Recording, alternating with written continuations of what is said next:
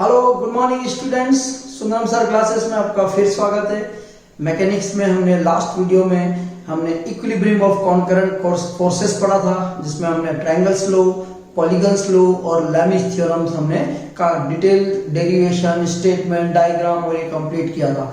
मुझे ऐसी होप है, आशा है कि आपने वो वीडियो जरूर देखा होगा, क्योंकि आज हम उस पर बेस्ड क्वेश्चन करने वाले हैं और ये क्वेश्चंस आपके इंजीनियरिंग, पॉलिटेक्निक्स और कंपटीशन इन सब में बहुत ही इंपॉर्टेंटली कवर किया जाता है। ठीक है, तो आज हम जो प्रॉब्लम्स करेंगे वो लैमिस थ्योरम पर बेस्ड है। नॉर्मली ट्रायंगल्स लॉ और पॉलीगन्स लॉ का थ्योरेटिकल क्वेश्चन ज्यादा आता है, न्यूमेरिकल बेस्ड क्वेश्चंस नहीं होते हैं। लेकिन लैमिस थ्योरम पर मैंने कहा था पिछली बार क्वेश्चन आता ही आता है और इस बार भी आना ही है, चाहे ऑब्जेक्टिव कह लीजिए आप या फिर थ्योरेटिकल कैसी भी कह लीजिए। ठीक है, लेकिन इससे पहले मैं कहता हूं कि पुराने वीडियो को आप अवश्य देखिए, क्योंकि वहां से जो कॉन्सेप्ट आप लेकर इस वीडियो में आप ध्यान से देखेंगे तो आपको क्वेश्चंस इजीली सॉल्व होना शुरू होगा। और मेरी ये भी कहना चाहता हूं कि अपने दोस्तों को जो कि लॉकडाउन के दौरान अपने घरों में हैं, क्लासेस नहीं जा पा रहे हैं, कॉलेज नहीं जा पा रहे हैं, उनको कहें कि ऐसे वीडियोस जो लाइव क्लासेस या वीडियोस जो लेक्चर यूट्यूब पर है उसको जरूर देखें। तो सुंदरम सर क्लासेस के नाम से मेरा यूट्यूब चैनल है, अपने दोस्तों और फ्रेंड्स को कहें कि वो उसको सब्सक्राइब करें, क्योंकि मैं इस मैकेनिक्स के साथ साथ इलेक्ट्रिकल और मैकेनिकल और सिविल के भी बहुत सारे सब्जेक्ट जो है वो इसमें वीडियो लेक्चर्स में मैं आपको कवर कराता रहूंगा। लेकिन ये वीडियो हमारा स्पेशली पॉलिटेक्निक्स और इंजीनियरिंग के स्टूडेंट्स जो है उनके लिए अप्लाइड मैकेनिक्स या इंजीनियरिंग मैकेनिक्स का जो सब्जेक्ट है उसको कवर कर रहा है। तो इस वीडियो में हम लैमिस थ्योरम के प्रॉब्लम सॉल्व करेंगे। ओके, स्टार्ट करें। तो क्वेश्चन पढ़ते हैं हम। टॉपिक हमारा वही है, लैमिस थ्योरम है। ठीक है, दो मनुष्य हैं, 50 न्यूटन का एक भार है, दो रस्सों से बांधकर खींचते हैं। दो मनुष्य हैं, दोनों 50 न्यूटन का एक वेट है, उसको दो रस्सी से बांधकर खींचते हैं। कहता है यदि एक रस्सी ऊर्ध्वाधर दिशा के साथ 45 डिग्री का और दूसरा क्षैतिज दिशा के साथ 60 डिग्री पर झुका होता है, तो कहता है कि प्रत्येक रस्से में तनाव ज्ञात करना है। ओके, तो समझिए क्या कह रहा है, इंग्लिश में भी रीडिंग कर लेते हैं। Two man carry a weight of 50 newton between them by means of two ropes fixed to the weight. ये कहता है कि एक मनुष्य है, दो मनुष्य है ना, 50 न्यूटन के वेट को दो रस्सियों के द्वारा कैरी कर रहे हैं, यानी ले जा रहे हैं, और ये दोनों जो रस्सी है वो वेट के साथ आपके बंधे हुए हैं। One rope is inclined at 45 to vertical. पहली रस्सी ऊर्ध्वाधर के साथ 45 डिग्री पर है और दूसरी रस्सी हॉरिजॉन्टल दिशा के साथ 60 डिग्री पर है। Find the tension of the each rope. मैं क्वेश्चन को पढ़ने के टाइम कह रहा हूं कि क्वेश्चन को ध्यान से पढ़ना है, उसको लॉजिकली सोचना है और माइंड में डायग्राम्स बनाते जाना है। अब आपको नेचुरली पता है कि जब दो रस्सी होगी, अगर मैं यहां देखूं कि ये आपका दो रस्सी है ऐसे, और यहां पर मैंने वेट लटका दिया है, तो आपको पता है वेट हमेशा नीचे की ओर एक्ट करता है, तो ये रस्सी आपके ऐसे हो जाएगा और यहाँ पर वेट लग जाएगा। तो हम इसका थोड़ा सा बड़ा डायग्राम बना लेते हैं, हम इसका सॉल्यूशन स्टार्ट करते हैं। ओके, ये देखो, ये आपका दो मनुष्य है, यहाँ पर ये दोनों मनुष्य रस्सी से, ये रस्सी आपकी ऐसी होती थी लेकिन वेट लटका दिया तो ये आपका कंप्लीट ऐसे बन जाएगा। अब समझो ये दो मनुष्य है, ठीक है, ये यहाँ पर ये दोनों मनुष्य हैं और ये दोनों रस्सी है और यहाँ पर एक 50 न्यूटन का वेट लटका दिया है। कितने न्यूटन का है फ्रेंड्स? 50 न्यूटन का एक वेट लटका दिया है। अब आपको पता है कि दो रस्सियों से जब वेट बांधकर हम ले जाएंगे तो नेचुरली रस्सी नीचे की ओर आएगी। ये क्या है, आपके दोनों रस्सी हैं। अब इस रस्सी पर क्या डेवलप होता है, बार बार बताया, टेंशन, तनाव बल। ठीक, अब देखो तनाव बल का निशान इस वेट के लिए रस्सी में ऐसे जाएगा, इस वेट के लिए रस्सी में टेंशन फोर्स ऐसे जाएगा। इसको नाम दे दीजिए आप टेंशन T1 और T2 नाम दे दीजिए। क्लियर है बेटा? देखो ये रस्सी का पहला हिस्सा, ये रस्सी का दूसरा, इसमें टेंशन T1, इसमें T2 और इस वेट जो है उसका 50 न्यूटन है। आप ये देख रहे हैं कि ये जो वेट है इस पर तीन बल फोर्स काम कर रहे हैं, T1 टेंशन, T2 टेंशन और 50 न्यूटन। तीनों की डायरेक्शन देखो इस वेट से, ये जो आपका वेट है, भार जिसको बोलते हैं, ये मैन हो गया और ये आपका वेट हो गया। ओके, तो ये आपका वेट हो गया। इस वेट पर ये भी दूर जा रहा है, ये भी दूर जा रहा है और ये भी दूर जा रहा है, तो तीनों जो फोर्स है वो एक ही टाइप के हैं। ठीक है, तो ये आपका यहाँ कोई भी लॉ लग जाएगा। अब हमें कंडीशन और देखनी है कि यदि एक रस्सी ऊर्ध्वाधर के साथ 45 डिग्री का कोण बनाती है और दूसरा क्षैतिज दिशा के साथ रस्सी है। ये देखो, ये जो रस्सी है, ठीक है, ये रस्सी ऊर्ध्वाधर के साथ, ये ऊर्ध्वाधर है और ये आपके पास दूसरा है। तो हम क्या करते हैं, देखो जिस पर भी हमें लेमिस थ्योरम लगाना है उस पर हम एक हॉरिजॉन्टल लाइन ड्रॉ करते हैं और एक वर्टिकल लाइन ड्रॉ कर देते हैं, क्षैतिज दिशा और वर्टिकल करते हैं। ये जो रस्सी है, ठीक है, ये ऊर्ध्वाधर वर्टिकल के साथ, ऊर्ध्वाधर के साथ 45, ये ध्यान से देखो बेटा, ये आपका 45 डिग्री हो जाएगा और दूसरा रस्सी हॉरिजॉन्टल के साथ, हॉरिजॉन्टल डायरेक्शन के साथ ये 60 डिग्री का कोण बनेगा, 60। अब देखो जब भी हमें लेमिस लगाना है, कुछ चीजें याद रखो, 3 बल ही होने चाहिए, 2 भी नहीं, 4 भी नहीं, ज्यादा कम भी नहीं, 3 बल। और उन तीनों बलों में से एक बल का मान मालूम होना चाहिए। क्लियर है? 3 बल, 3 में से एक मालूम होना चाहिए, T1, T2 और 50। तो इसमें से 50 हमें मालूम है, T1 और T2, T1 और T2 दोनों फाइंड करना है। अब आपको ध्यान है कि जब भी हम लेमिस की बात करते हैं 3 बल होने चाहिए और ये तीनों कोण हमें मालूम होने चाहिए। तो यहां पर मैं लिख देता हूं T1 50 न्यूटन और T2 है ये वैल्यू। अब आपको अगर ये तीनों एंगल मिल जाए तो हमारा लेमिस थ्योरम अप्लाई कर सकते हैं। ठीक है बेटा, अब देखो एंगल्स, ये कितना है बेटा 45, ये कितना होगा 45 डिग्री। क्यों? ये ऊर्ध्वाधर और क्षैतिज, वर्टिकल हॉरिजॉन्टल, टोटल एंगल 90 है। ये 60 है तो ये आपका 30 डिग्री होगा और ये आपको साफ दिख रहा है 90 डिग्री है, ये भी आपको साफ दिख रहा है 90 है। तो आप देखो चारों तरफ घूम के देखिए, आपको हर जगह का एंगल मिल गया है।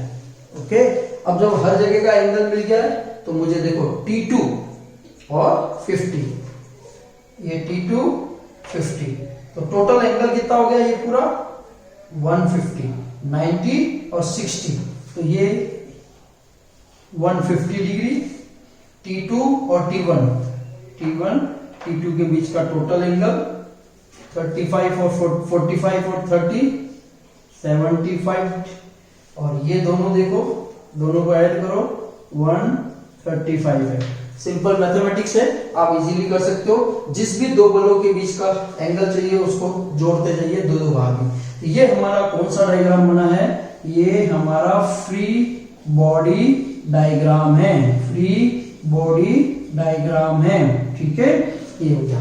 तो फ्री बॉडी का डायग्राम का मतलब है कि ये जो मेरा वेट है, ये वेट, इसको मैंने इन मनुष्यों से और आदमियों से अलग करके सिंपल डायग्राम बना दिया, क्योंकि फ्री बॉडी डायग्राम हमेशा क्वेश्चन को इजीली सोल्व करने में हेल्प करता है। ओके, अब यहां पर हमें क्या लगाना है बताओ? लेमिस थ्योरम लगाना है। तो लेमिस थ्योरम क्या कहता है? हर फोर्स जो है वो बाकी बचे हुए दो फोर्स के बीच का जो एंगल है उसके रेशियो जो है वो कांस्टेंट होता है। याद कर लीजिए T1 के सामने का कोण है 150। आपको मेरे पहले वाले वीडियो देखने ही पड़ेंगे तो इजीली क्लियर हो जाएगा। प्रत्येक बल शेष दो बलों के मध्य कोण के साइन के अनुपात जो है वो कांस्टेंट होता है। इसी तरह से T2 के सामने वाला जो कोण है T2 अपॉन साइन 135 डिग्री, ये दोनों हो गए। तीसरा 50, सामने का कोण 75, ये आपका 50 अपॉन साइन 75। अब देखो इसमें ये वाला जो पार्ट है ये दोनों आपको मालूम है, इसलिए आप क्या करेंगे?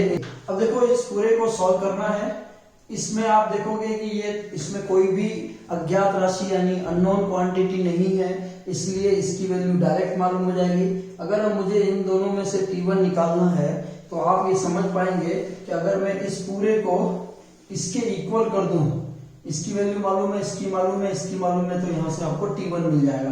तो आप T1 upon sine 150 degree equal to 50 upon sine 75 degree. अब आप इस 150 को क्रॉस में ले लीजिए, तो T1 equal to 50 into sine 150 degree divide by sine 75 degree.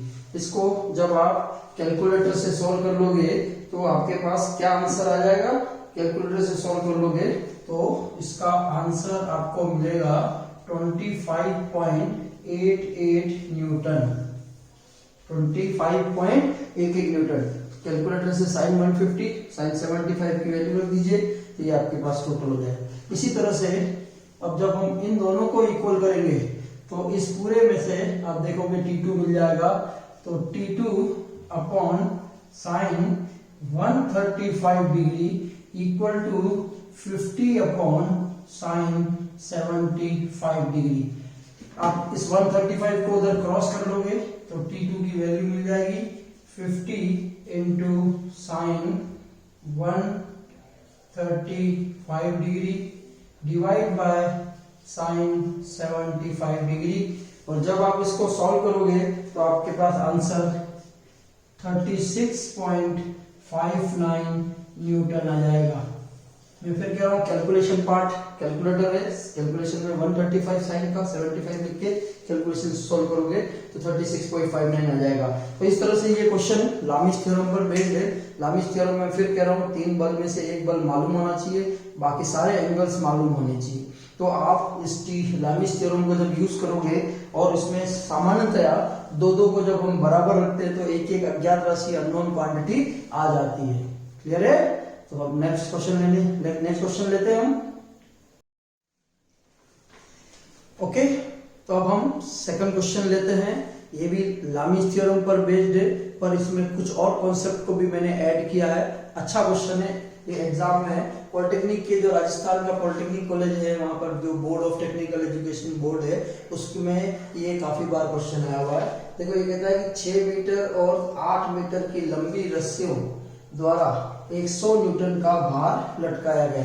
पहले वाले क्वेश्चन में भी 2 रस्सियां थी, दोनों पर एक भार लटकाया था, पर वहां पर जो है वो लंबाइयां नहीं दी थी रस्सियों की। यहाँ पर रस्सी की लंबाई 6 मीटर और 8 मीटर द्वारा 100 न्यूटन का भार लटकाया है। ये कहता है प्रत्येक रस्सी के कितने, ये रस्सी है लंबी, इसके 2 सिरे हैं। एक सिरा जो है रस्सी का, एक किनारा भार यानी वेट से बांध दिया है, ठीक, और दूसरे दोनों किनारे 12 सेंटीमीटर क्षैतिज दूरी पर स्थित बिंदुओं पर बांध दिए गए हैं। तो रस्सियों में तनाव ज्ञात करना है।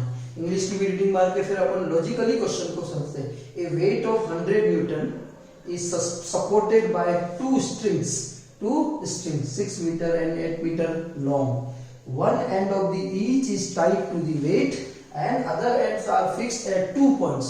नेचुरली रस्सी के दूसरे जो 2 सिरे हैं, 2 रस्सी है, 2 सिरे हैं, तो कहीं ना कहीं बांधे गए। कहाँ बांधे गए? 12 metre apart at the same horizontal level, क्षैतिज दूरी पर बांधना है। तो इस क्वेश्चन का लॉजिक समझिए। इस क्वेश्चन का सॉल्यूशन ये कह रहा है कि ये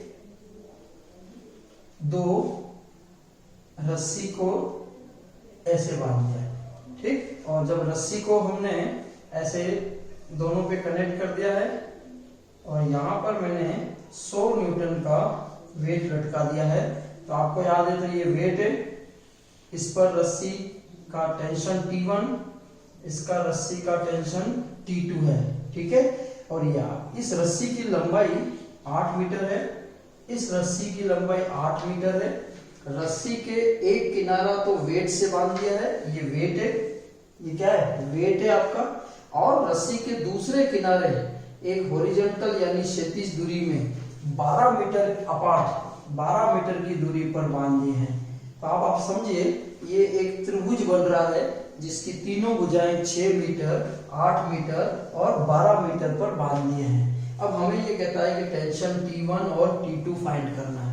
पहले में आपको ध्यान हो तो पहले क्वेश्चन में ऊर्ध्वाधर और क्षैतिज के साथ 45 और 60 डिग्री था। यहाँ पर अब एंगल नहीं दिया है, लंबाइयां दे दी है। तो लामिस थ्योरम के लिए मैंने कहा था 3 बल्ब में से एक बल्ब मालूम होना चाहिए और बाकी सारे एंगल्स मालूम होने चाहिए, है ना।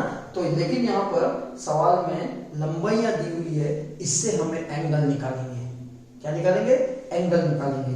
देखो मान लीजिए ये एंगल अल्फा है, ये एंगल बीटा है और ये एंगल हम कैसे निकालेंगे आपको मैं बताऊंगा। अभी पहले हम एंगल अल्फा और बीटा निकालना सीखते हैं। आपको मैंने शुरू में जब हम चैप्टर स्टार्ट किया था तब मैंने आपको साइन फॉर्मूला और कोसाइन फॉर्मूला यूज करना बताया था ट्रायंगल में, ठीक है। तो हम यहाँ पर लिख रहा हूं कोसाइन फॉर्मूला यूज करना है, ठीक है। इन ट्रायंगल, त्रिभुज में कोसाइन फॉर्मूला यूज करना है। कौन सा निकालना है? ये वाला साइड। ये हो गया आपका cos अल्फा। क्या निकालना है? cos alpha. अब आप समझना, याद रखने का तरीका, इस अल्फा से कनेक्टेड दो साइड कौन से हैं? 12 मीटर और 6 मीटर का। तो इन दोनों को हमें स्क्वायर करके ऐड कर देना है, दोनों अल्फा से कनेक्टेड साइड। तीसरा जो कनेक्टेड नहीं है उसका माइनस कर देना है और डिवाइड बाय करोगे आप तो 2 इंटू 6 इंटू 12, 2 इंटू 6 इंटू 12। जो कनेक्टेड साइड है उनका स्क्वायर, दूसरे का स्क्वायर, जो कनेक्ट नहीं है उसका square, upon 2 into 2 connected sides का वैल्यू को मल्टीपल करेंगे। तो इन सब को आपको सॉल्व करना है। तो ये मेरा cos अल्फा हो गया। ये कितना होगा? 36, इसका हो जाएगा 144 माइनस 64 और इस पूरे को करोगे तो 144 आपके पास वैल्यूज आ जाएगा। कितना आ जाएगा? 144 आ जाएगा। ओके, तो कैलकुलेटर से अल्फा की value cos inverse 116 divide by 144, जब आप इसको कैलकुलेटर से सॉल्व करोगे तो 36.33 डिग्री आ जाएगा। यानी ये जो एंगल अल्फा है ये हमारा 36.33 एंगल आ जाएगा। इसी तरह से अगर हम cos बीटा निकालेंगे तो cos बीटा की वैल्यू कैसे निकालेंगे? बीटा से कनेक्टेड जो दोनों साइड्स हैं उन दोनों का स्क्वायर करके जोड़ दीजिए, ऐड कर दीजिए और माइनस जो तीसरी साइड जो कनेक्ट नहीं है -6 square divide by 2 into 8 into 12। तो ये आपका 64, 44 एंड 36 डिवाइड बाय 96 को डबल कर दिया तो 192 है। तो हमारा जो cos बीटा है इस पूरे को अगर आप सॉल्व करोगे तो 172 और डिवाइड बाय 192 हो जाएगा। और जब हम बीटा निकालेंगे तो आपको मालूम है cos उधर चला जाएगा, 172 बाय 92 जब इसको तो हमारा आ जाएगा, जब हम इसको कैलकुलेटर से सॉल्व करेंगे तो हमारा 26.38 आंसर आ जाएगा। ओके, अब देखो ये 36.33 तो हो गया। अब ये यहां पर जो है बीटा उसकी वैल्यू हो गई 26.38। अब जब आप इसको 180 में से माइनस कर दोगे तो आपको मालूम है ना ट्रायंगल के अंदर तीनों कोनों का 180 है और 180 में से ये दोनों माइनस कर देंगे तो आपके पास 26.38 प्लस 36.33 इक्वल कर दिया, फिर उसमें से 180 में से उसको माइनस कर दिया तो आपके पास जो गामा है ना वो आ रहा है 117.29 डिग्री। यानी ये जो गामा रहेगा आपका वो 117.29 डिग्री है। अब आप यहाँ पर इसका फ्री बॉडी डायग्राम बनाएंगे। आपको मालूम है इस तरह से बनाते हैं। ये आपका T2 है, ये आपका T1 है और ये आपका 100 न्यूटन है। देखो ये जो टोटल एंगल है, ये आपका जो टोटल एंगल है वो टोटल एंगल आपका कितना है इन दोनों के बीच में, T1 और T2 इन दोनों के बीच में 117.29 है।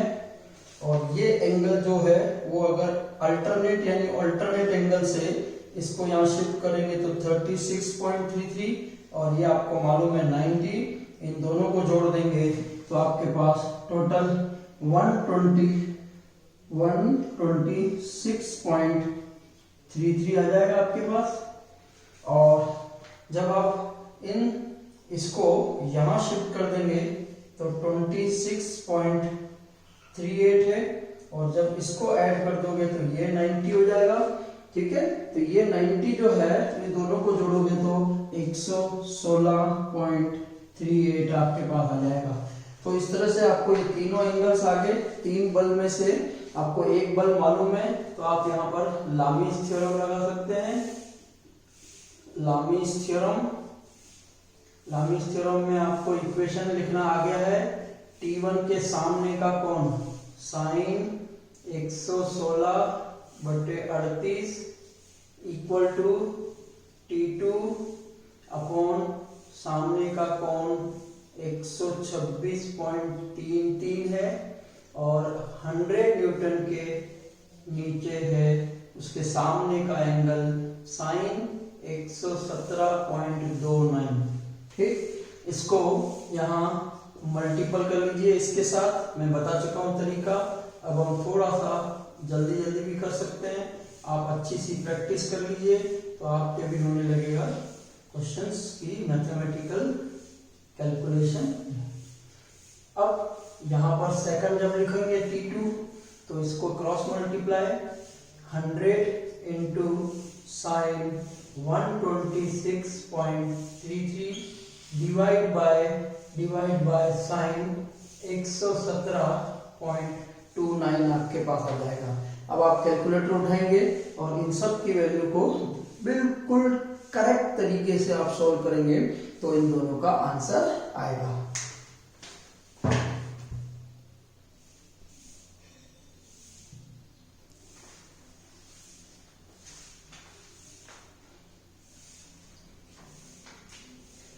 ओके, अब मैंने इन सब की वैल्यू कैलकुलेटर से कैलकुलेट करके यहाँ लिख दी। आप ये पाएंगे कि T1 की वैल्यू 100.22 है और T2 की वैल्यू 90 न्यूटन है। तो इस तरह से ये जो सारे क्वेश्चंस हैं इनमें लामीज थ्योरम को हम अप्लाई करते हैं, यूज करते हैं। इस लामीज थ्योरम के लिए 3 फोर्स ही होता है, न कम न ज्यादा, लेकिन 3 फोर्स में से एक फोर्स नॉर्मली ज्ञात होना चाहिए, मालूम होना चाहिए और किसी भी तरीके से ये जो पॉइंट है जहां पर 3 बल लग रहे हैं वहां पे सारे एंगल को आपको फाइंड कर लेना चाहिए। इसमें आपकी तीनों भुजाओं यानी कि साइड्स की लेंथ दी हुई थी, तो आप इन तीनों लेंथ से कोसाइन फॉर्मूले को यूज करके अंदर के सारे एंगल्स निकाल सकते हैं। क्लियर? और किसी अगर राइट एंगल होता है, समकोण त्रिभुज होता है, तो आप उसमें डायरेक्ट यूज कर सकते हो cos थीटा इक्वल टू लंब आधार बटे कर्ण साइन थीटा। बट ये त्रिभुज जो है वो आपका समकोण त्रिभुज यानी राइट एंगल नहीं है। क्या है? राइट एंगल नहीं है, इसीलिए यहाँ पर आपको हमने कोसाइन फॉर्मूला, मैंने कहा था ये क्वेश्चन में जब हम कोसाइन यूज करते हैं तो कोसाइन फॉर्मूला बहुत इंपॉर्टेंट है। कहीं पर भी अगर तीनों भुजाओं की लंबाई के कारण वो समकोण त्रिभुज नहीं बनता है तो आप उसमें कोसाइन फॉर्मूले में यूज कर सकते हैं। ये आपको मैंने जब शुरू में कुछ इंपॉर्टेंट फॉर्मूले भी बताए थे तब आपको सिखाया, इसमें भी किया, तो आप प्रैक्टिस कर लीजिए। और लामीज थ्योरम की प्रैक्टिस बहुत अच्छी तरह से करनी है तो आपको अच्छे से आ जाएगा। एग्जाम में, पॉलिटेक्निक एग्जाम में आना ही आना है आपका। ठीक है, एग्जाम में क्वेश्चन आएंगे आपके। तो इस तरह से इस वीडियो में मैंने लामीज थ्योरम पे 2 क्वेश्चंस लिए हैं। ठीक है, इसकी प्रैक्टिस कीजिए अगली वीडियो में मैं इसी लामीज थ्योरम पे, क्योंकि लामीज थ्योरम बहुत इंपॉर्टेंट है, कुछ और क्वेश्चंस आपके पास लेके आऊंगा। तब तक आप इसकी प्रैक्टिस कीजिए। Then all the best. Okay, thank you.